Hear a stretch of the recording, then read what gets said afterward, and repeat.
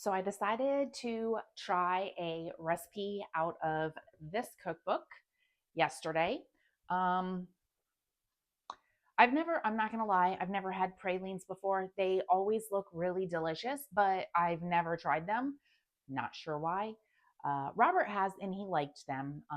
And so I decided I was gonna try the keto friendly version of pralines because usually pralines are not keto friendly.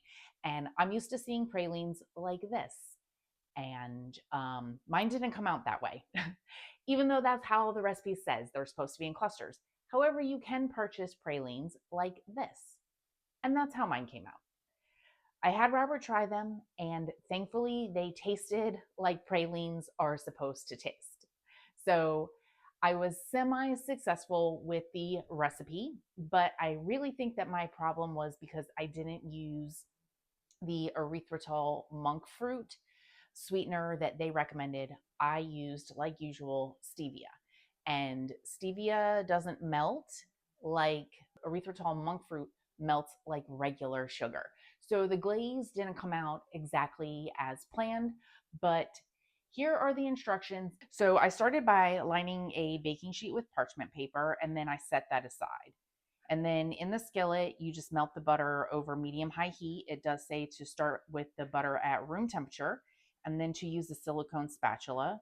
And then you stir in the erythritol monk fruit blend and make sure you're combining it really well and making sure to dissolve the sugar fully in the butter, which didn't happen with the stevia. So that's where I made my mistake.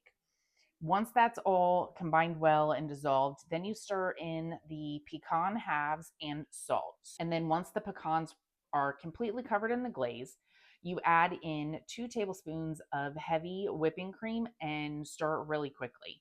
And once the heavy cream bubbles and evaporates, then you remove it from the heat immediately, and then you spoon clusters of 4 to 5 pecan halves onto the baking sheet, and then you allow it to fully cool and set. Only takes about 15 or 20 minutes before you can start eating them and trying them. You can store the leftovers in an airtight container on the counter or in the fridge for up to 5 days. And she does say to keep a close watch so the mixture doesn't burn once you add the heavy cream, because everything moves pretty quickly after that step. I say the whole thing moved pretty quickly.